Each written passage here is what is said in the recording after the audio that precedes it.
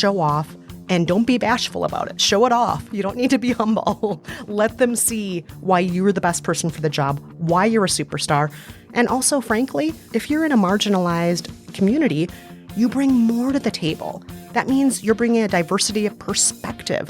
This is Rebel Therapist, a podcast for entrepreneurs who are trained as therapists and who want to level up their businesses, make a bigger impact, feel fulfilled, and be very well paid. I'm your host, Annie Schusler. A lot of Rebel Therapists program participants and Rebel Therapist podcast listeners like you are brilliant folks who feel intimidated by the idea of consulting with organizations. And yet, you have the gifts these organizations need. And yes, I'm talking about you. You're probably thinking, well, maybe not me, but yeah, I think you. It's part of what I want to do to help healers, and especially those who are queer, or trans, and or BIPOC, to parachute into organizations, facilitate real change, make a ton of money, and not lose yourselves in the process.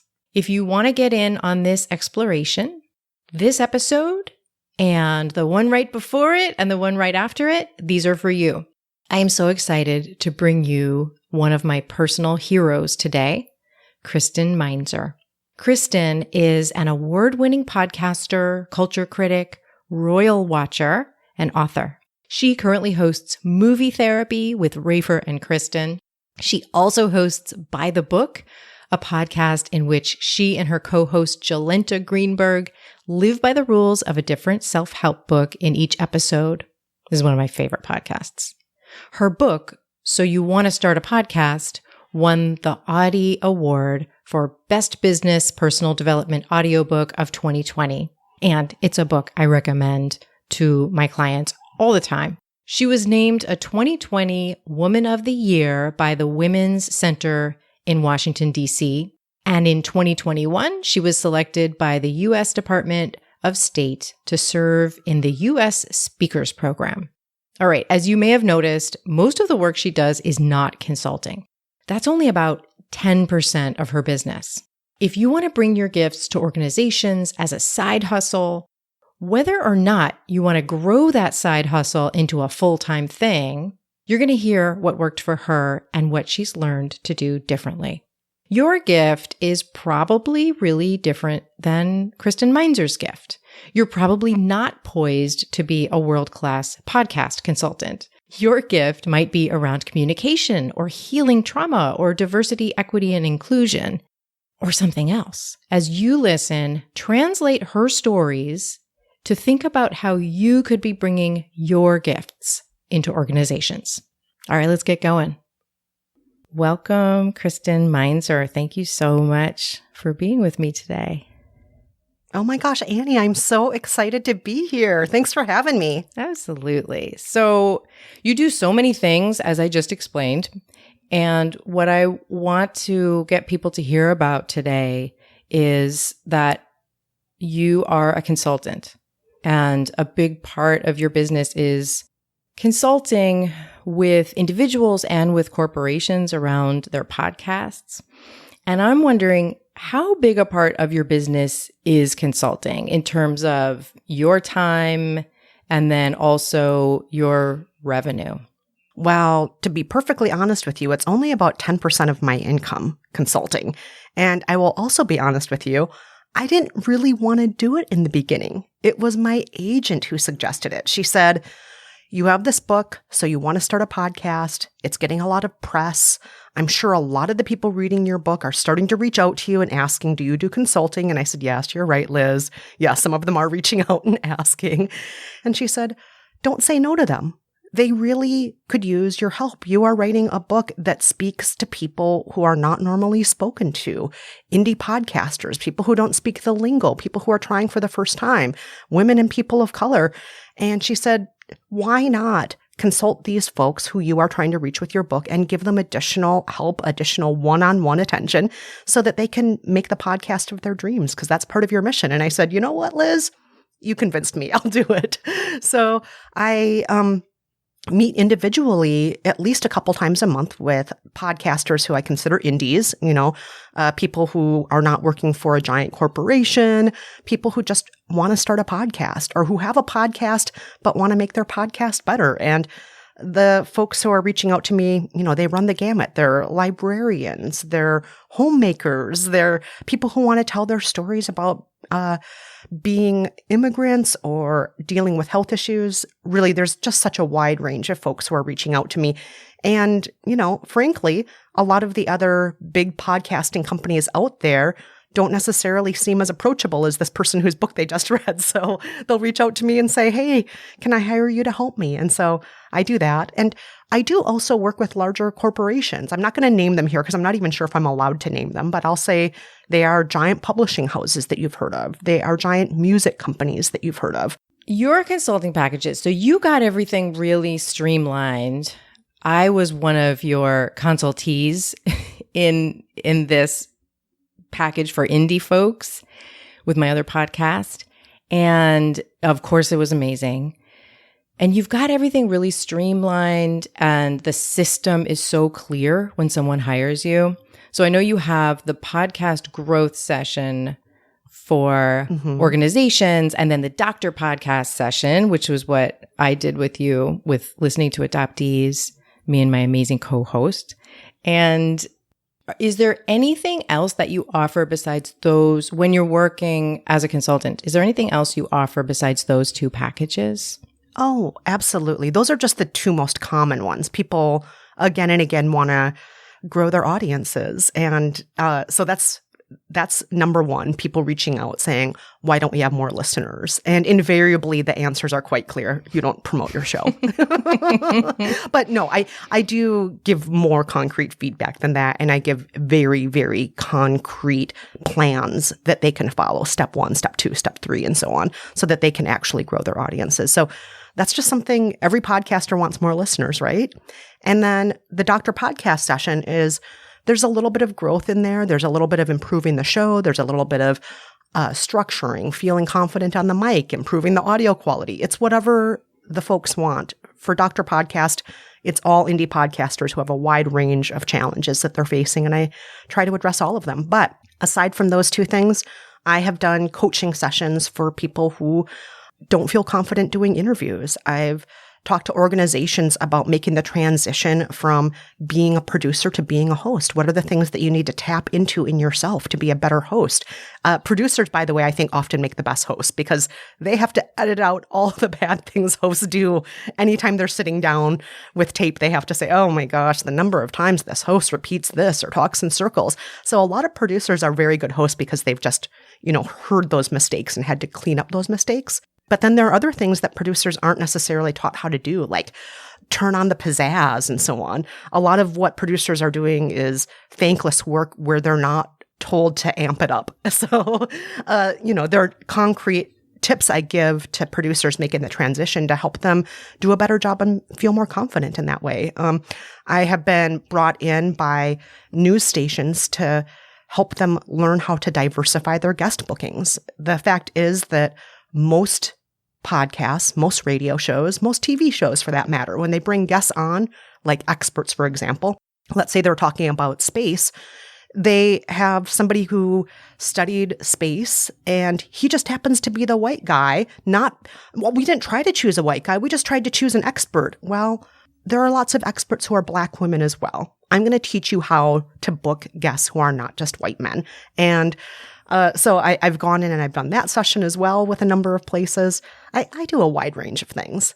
The number of challenges people have when making a show are vast, and I want to help people with all those things.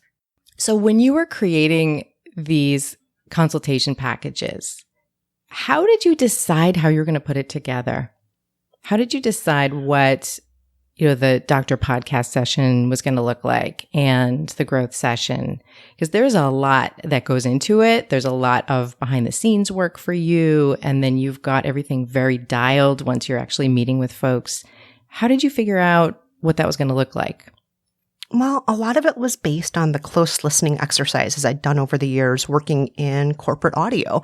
I worked in public radio for 6.5 years. I worked with a major podcast production company as an associate director for many years, 3 years. I've worked in a number of different capacities in TV and in audio. And a lot of what I decided to do with Dr. Podcast was based on feedback sessions that we would have with our colleagues. We would listen to an episode of a show they were developing. We would listen to an episode of a show maybe 3 seasons in and think about how can we make this fresh? And we would all give honest feedback and they would ask us questions. What do you think about what I did in this section with the hosting? What do you think I did right or wrong with the music and how I folded that in? And we would give honest feedback. And so a lot of what I am trying to do with Dr. Podcast is kind of replicate some of that with somebody who has worked on very successful podcasts. Me, I have worked on dozens and dozens of award-winning podcasts. And some of the shows that I have produced or hosted have many, many, many millions of downloads and many accolades. They've been written up a lot. And so to have somebody who actually is practiced, who has done all of the roles, who's done the producing, who's done the promotion, who's done the hosting, who's been a director of content, I try to give all of those perspectives when I'm giving feedback. And again, I really don't want to diss anybody else who is doing this job, but some people who've met with me have said, you're the only person I know doing this who actually does have those millions of listens you can, point to, who also did this job, this job, this job, and this job. Many people who enter the podcast consulting space maybe have one thing that they've done on that list, but not all of those things. And so again, I don't want to diss those people. Some of them are marketing pros. So, they may be the best person to go to if you want help marketing because that's all they do all the time. And some consultants only work on things like monetization, and that's what they do 24/7. So maybe that's the best person to talk to at times. But if you want an all-rounder who's done all of those things and who tries to do it with compassion, maybe call me. Oh, absolutely.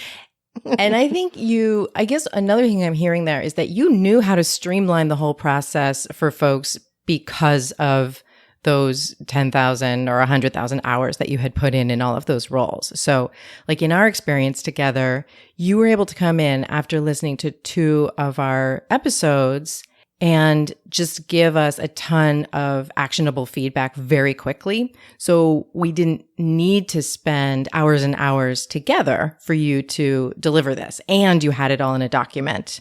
So we refer back to it all the time and look at this is what makes me so happy. This is what Dr. Yay. Kristen was going to have us do. Let's see how we're doing on that. Yeah.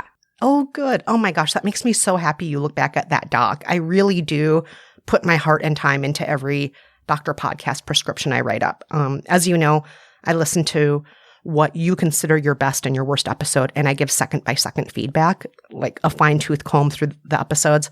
But then I try to give really concrete, big picture instructions so that you can achieve what you want to achieve with your show. And every show wants to achieve something different, obviously. So I want to make clear also, I don't try to make every show sound the same. I don't think that's ever the right thing to do. But, help people achieve what they want to with their voice and their story.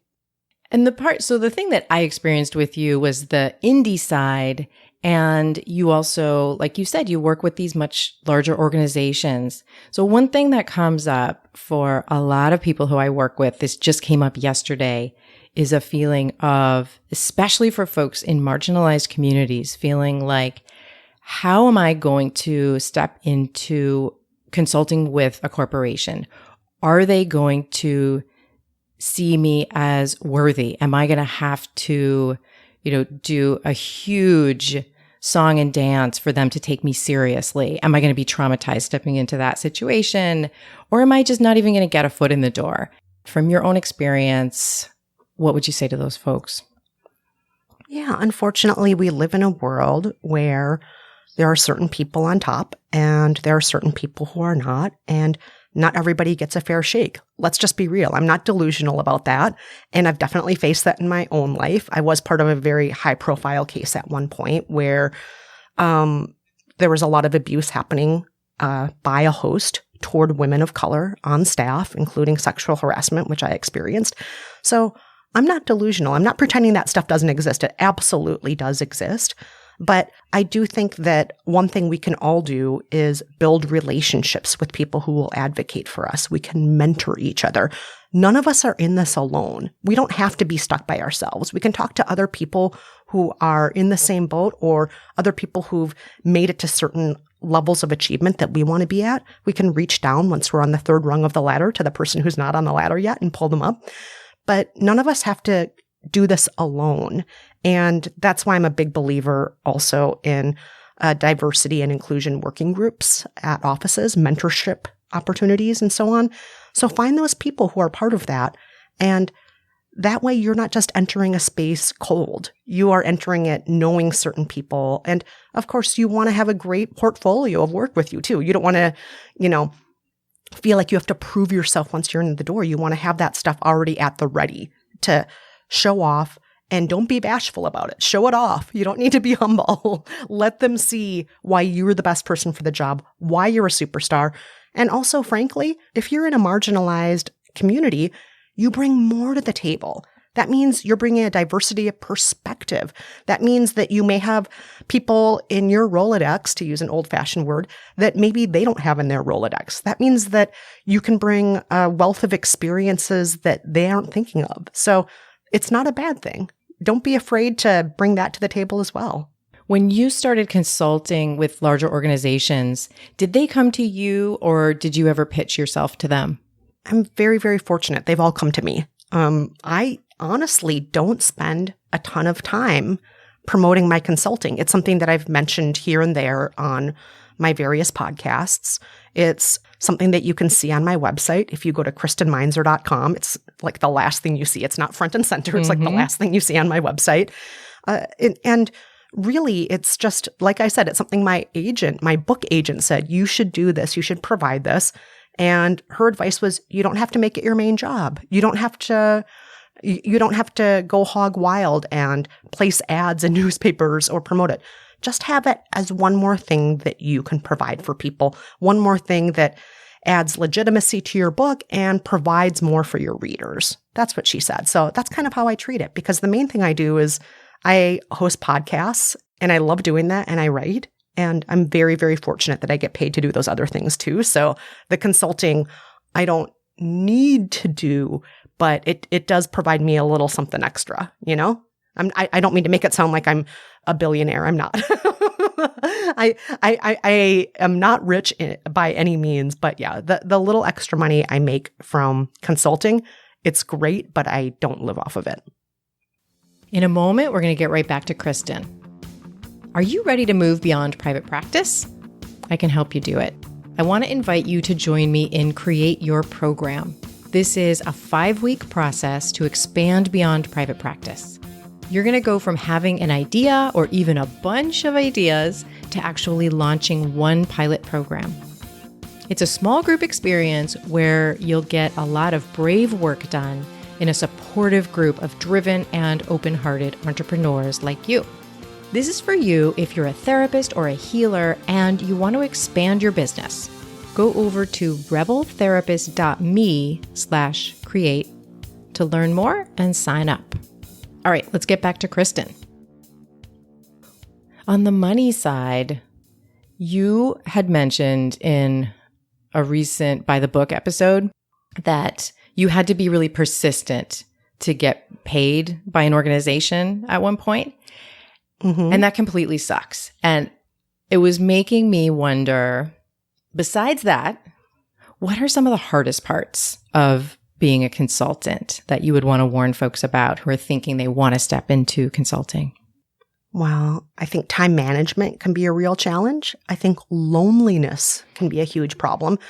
And I know some people are like, oh, I'm an introvert. I don't need other people. But even an introvert can get really lonely if they're sitting alone in a closet all day like I am. I'm actually in a closet right now. And it can be really lonely sometimes. And so I try to make sure that I have social things lined up that I do every day or every week. And maybe that social thing is just making sure I go on a 20-minute walk every day so I can see other people on the street in Brooklyn and see I'm not alone in this closet on this planet. There are other people right there in my neighborhood. it's making sure that I space out certain things like interviews that I'm doing with people. So I don't have days and days on end where I'm not talking to any humans and then one day where I'm talking to 20. I just have to make sure that I know myself and I'm being real with what I need so I don't get too lonely. And honestly, I don't want to make it sound like COVID in any way has been a blessing. It has not been. There are so many people who've suffered and who've passed away because of COVID. But one thing I will say that's been good for me is my husband's had to work from home this whole time. And I'm a lot less lonely when he has to work from home. Not everybody's going to feel the same way, but I feel very lucky that my husband and I get along so well. And so having him around a lot more often has been great, but that's going to change soon too. He's going to go back to work at least in the office half time. And then I'll have to enlist some of those tactics again of making sure I, time things accordingly and see people enough so that I don't get too sad. 100%. I am an introvert. I'm a pretty major introvert, but yes, in working by myself, in not having a built-in team of colleagues, I have to build in these practices to not just get sad during the day. Yeah. And I mean, one thing I miss, it's not even very deep, is just when I used to go into the office, I would run into people getting coffee at the same time as me, and we would have an interaction that lasted maybe 45 seconds. But those little 45-second, interactions, they made my life better. Absolutely. Another thing I'm imagining with organizations is scope creep. Do you ever find yourself in a situation where an organization is kind of asking more and more and more of you and kind of wanting you to go beyond the package that they signed up for? Oh, yeah. But, I have to say, especially when I was first starting out with consulting, I just had such a bad handle on things. I also didn't understand it, not just scope creep, but early on, there was one potential client, a big deal person, somebody who'd been nominated for big awards, somebody in the film industry. I won't name names, but this person's company said, we just want to get to know you and ask a few questions first and see if you would be a good fit to consult with us. And before you know it, I'd met with them 3 times and given away all the information they could possibly need, and they didn't ever pay me. And in the end, I was nudging them like, oh, are we moving forward with this? And they're like, I think we have everything we need. And I was like, oh no, I gave it all away. I didn't realize. And again, it's because I was new to the business, and I know I'm not alone in this. I've talked with other people who are consultants who've admitted, yeah, I did that a few times in the beginning too. We all do that. Don't feel bad. We all do that. But yeah, I look back on that and I'm like, oh. What would you do if you were back in that situation now? How would you handle it differently? Oh, I would do an initial meeting with them and just say, hey, what specifically is it that you need? Okay, great. It's the following things. Okay, and what kind of timeline are you looking at? And, I would look for as many specifics as I could up front. And then I would say, based on all of those specifics, this is what I can offer you, and this is how much it will cost. Now, if you need more credentials, here are 9 podcasts that I've hosted. Here are references from 3 companies where I used to be a director. Here are, here are the awards for my book on podcasting, if you'd like to see those. And I would provide all of that up front. And then if they wanted to, I would even give them the names of other clients that you can reach out to if you want some examples of, how big my clients are or how small my clients are, and to see what I can do. But I would not meet with them on 3 separate occasions. And I got dazzled by things like, oh, I'm eating at this fancy restaurant with these people. Yeah. And you're like, okay, I got a meal, but yeah. I need more than a meal if I'm going to spend that much time with you. Yes. Okay. So then I'm hearing it's like, okay, I'll answer questions about my credentials, my experience, what I could do for you, but I'm not going to get into actually giving you advice. Correct. Maybe I'll give 1 piece of advice, but I'm not going to give 20. Never again. Yes. Excellent. You also have your services for indie folks priced really differently than for organizations. And I'm wondering, is that about the time that it takes to work with those different kinds of groups, or is it also an equity move on your part? It's both. So when I'm dealing with indie podcasters, indie podcasters are not making money, first of all. There's just, the fact of the matter is the vast majority of podcasters make $0. And even after I meet with them, most are going to make $0 because they are doing something very, very part-time. They already have a full-time job. A lot of people who reach out to me, in addition to already having a full-time job, are parents. They have so much on their plate. They're not going to have the bandwidth to also search for all the money too, to chase down the money. And if they do make money, it'll be a few dollars a month. And I don't want to charge them the same as I charge corporations. I just want to help empower them and help them to get their story out there. So part of it is equity. Just, I will say it point blank. That's what it is.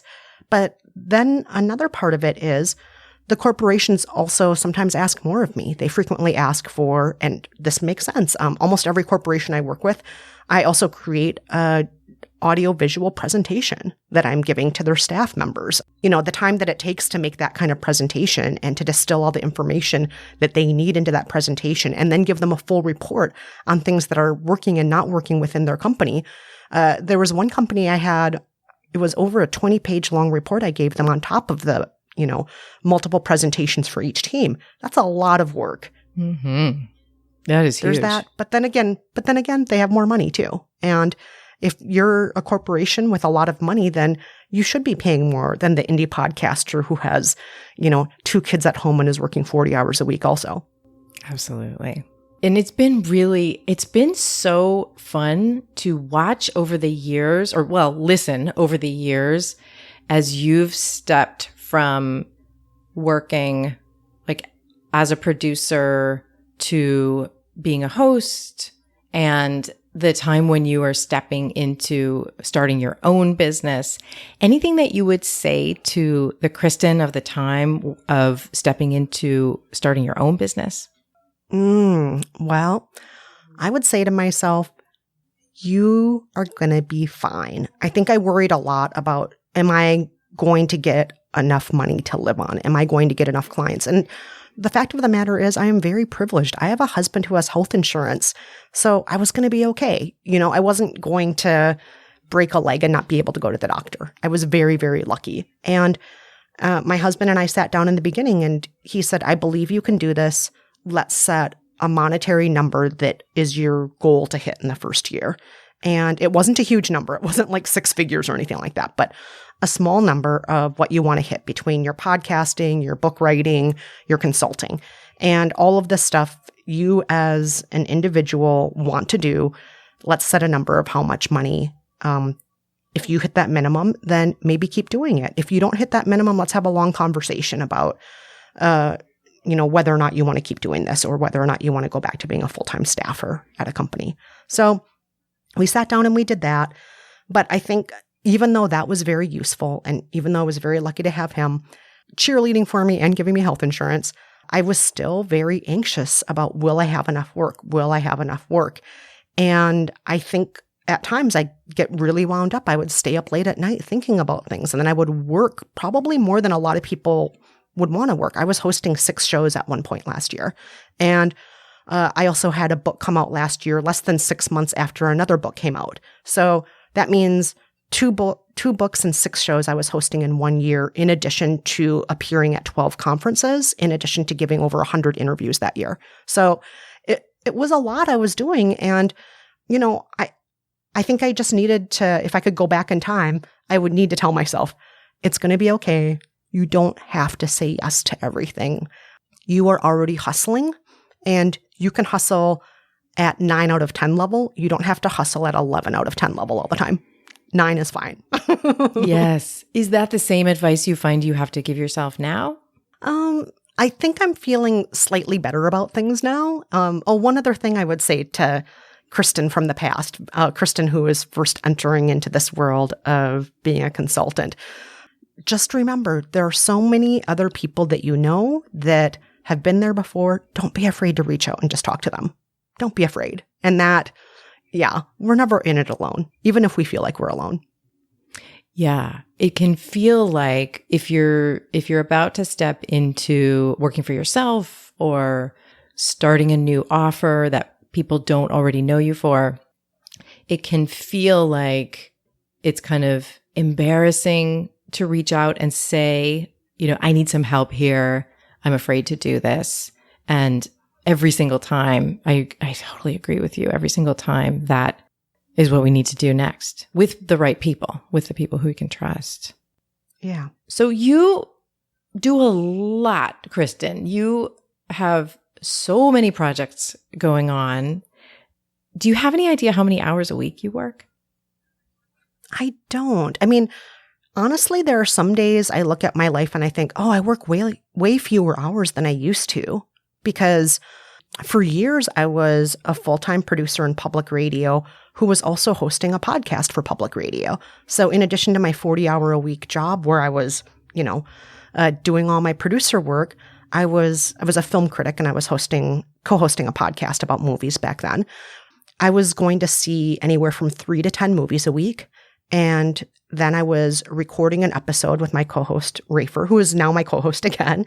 And we would then record an episode every week and I would cut that together. So I was spending minimum 25 hours, but probably more on the podcast in addition to my full-time job in public radio. So I look back on that and I'm like, oh, I don't know if I'm working that much. I feel like I'm working a lot less than I used to. Yeah. I don't think I'm working 70 hours a week anymore.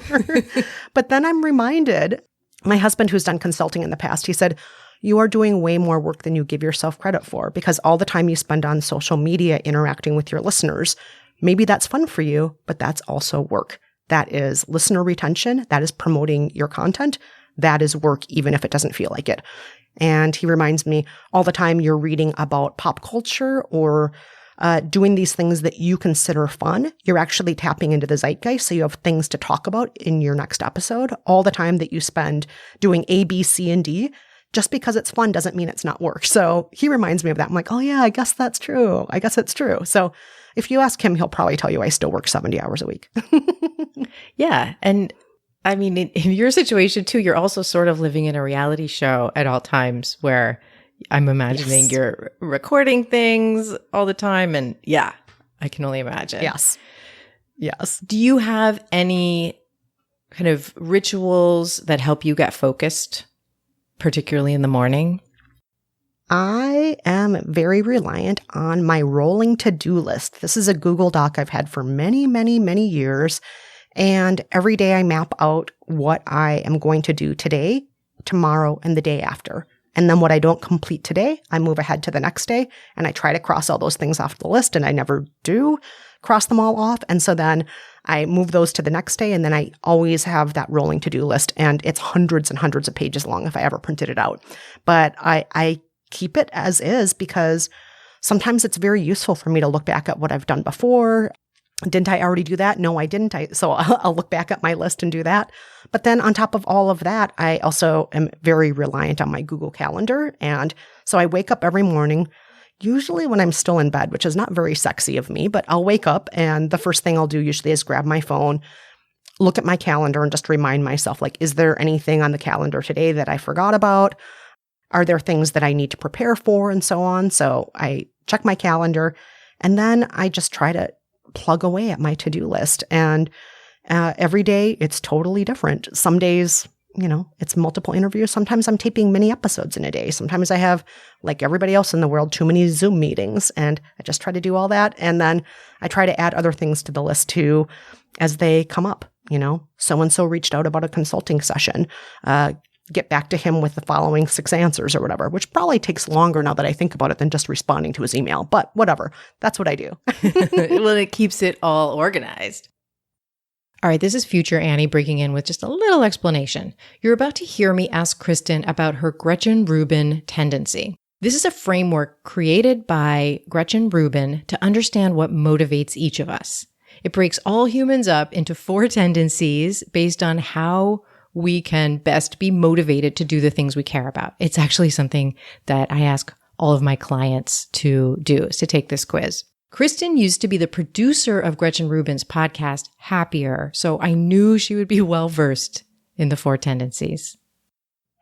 I'm wondering if you're a Gretchen Rubin tendency upholder. Oh, no, not at all. You're not? No, not in the slightest. Oh, God, no. I'm no Gretchen Rubin. I love Gretchen to death, and she is an upholder, and I am not an upholder. She works she never has to be reminded to do anything. She never does anything out of obligation. She just does it because she's going to do it. And me, a lot of what pushes me forward to keep doing things is the fear of disappointing others. I don't want to let anybody else down. And one thing that Gretchen pointed out to me, because she was a guest on my podcast, Movie Therapy, with Rafer and Kristen recently, and Rafer was confessing, well, Gretchen, I just want you to know I'm a rebel. And Gretchen's like, that's great. But that's like the polar opposite of being what she is, an upholder. And I said, Gretchen, why do you suppose it is that I keep on ending up co-hosting shows with rebels? Because almost all my co-hosts, I've now hosted 9 shows. Almost all of my co-hosts have been rebels, and I am what's called an obliger. I'm obliged to follow through, to get things done. And Gretchen's like, because the rebels find you. Which I thought was really interesting. She's like, she said it in a very nice way. She's like, rebels love obligers because rebels are exciting and dynamic, and they're all these delicious things, but they know they need somebody else to, keep the train on the track, if you will. And I think I must be very easily dazzled by rebels because I keep ending up with them. And then, yes, I am very happy to constantly keep the train on the track. And is one of your other co-hosts, Jolenta, a rebel as well? Yes. Jolenta Greenberg, who I host By the Book with, and she and I also hosted a show called We Love You and So Can You. And Rafer and I have hosted 2 shows together. Movie Date, which ran for about 6 years. And now we've been hosting for about 1.5 years a show called Movie Therapy with Rafer and Kristen. Which is amazing. But yeah, both rebels. That means 4 out of my 9 shows minimum have been with rebels. But I know for a fact there are rebels on 2 other shows. They just haven't told me. What are you excited about? Oh my gosh, there's so much exciting stuff. In a non-professional sense, I'm excited that the world is getting a little bit safer in the US so that maybe I can travel and see some of my family again, who I haven't seen for 2 years. My husband's originally from New Zealand, and we are keeping our fingers crossed that maybe we can go there at Christmas time this year. We'll see if they let us in. My husband is still, he's a dual citizen, so hopefully we'll be able to do that. But they are so completely COVID-free there that I don't know if they want Americans visiting. So, I am mostly looking forward to those things in life. But as far as personal projects, I'm just continuing to plug away at the shows that I love making and hopefully help other people get their stuff out there that they want to. But yeah, that's about it. Nothing huge or grandiose. That's about it. I just want to thank you so much for your work, for making podcasting so much better, and just for being an amazing force in my life and in my headphones every week. Oh, thank you so much, Annie. It's been such a pleasure. Now, I'll loop back to share some takeaways that particularly stand out to me from this conversation. Takeaway number 1. One way Kristen provides immense value in her consulting work is by giving her clients a document with the plans mapped out in tangible steps. She calls it her prescription. This is a way she demonstrates the value she's delivered, and it helps the clients make the best use of the consultation. Feedback than that, and I give very, very concrete plans that they can follow. Step 1, step 2, step 3, and so on. Takeaway number 2. Especially if you're part of a marginalized group, look for people in an organization who can advocate for you. Find allies, nurture relationships, and don't try to do everything alone. I do think that one thing we can all do is build relationships with people who will advocate for us. We can mentor each other. Takeaway number 3. Kristen shared an early mistake so that you don't have to make it too. She gave too much away before getting paid, and then she didn't get paid. Now she's careful to limit what she shares before officially getting hired. And before you know it, I'd met with them 3 times and given away all the information they could possibly need, and they didn't ever pay me. And takeaway number 4, a piece of advice Kristen would give to her past self, who was about to start her own business, was believe it's going to be okay and don't overwork out of scarcity or anxiety. You are already hustling, and you can hustle at 9 out of 10 level. You don't have to hustle at 11 out of 10 level all the time. Those are 4 of my takeaways. I want to know what stood out to you. Send me an email at info@coachingwithannie.com. And even better, include a voice memo so I can share your voice on the pod. Tell me what stood out to you from this conversation with Kristen and what it's helping you rethink in your own business. Here's a comment from Dr. Holly Sawyer about episode 152 with Dr. Lynetta Willis about flipping to coaching. As business owners, we can keep going not knowing a day has passed and you haven't slept or eaten. I remember that phase when I launched my practice years ago. Dr. Willis made an excellent point in that your mind and body will check out, although you're still going. I remember having brain fog and sharp pains in my body that I never experienced before as I was pushing myself because I was working for me. And while this is the norm working in community health at an agency, I would notice but kept going because it's what you did and it was the expectation. Then I had to realize, pause and say, hey, you're working for you now. This is a marathon and it's 100% okay to rest and take care of your body like you're doing with your business. Thank you so much, Dr. Holly, for sharing this. You can learn more about Kristen Meinzer and you can hire her to take a look at your podcast by going to KristenMeinzer.com. That's Kristen, MEINZER.com. I want to thank Cosmo Palms for editing this podcast. And I want to thank you so much for listening. If you found this episode supportive, please share it with your favorite therapist or healer. And that's how we reach more people. Okay, I'll see you next time. So, one thing I'm wondering about is from the other side, from the side of, okay, hold on, Kristen. I'm so nervous because I'm talking to you. I don't usually. Gosh, I'm super approachable. You've talked with me before. I know that. I know that. You know I'm just a regular Joe. I know that, Kristen. I'm so sorry. This is such a surreal moment. Okay. It's all good. That's why we're taped and not live. I know. I know. Okay.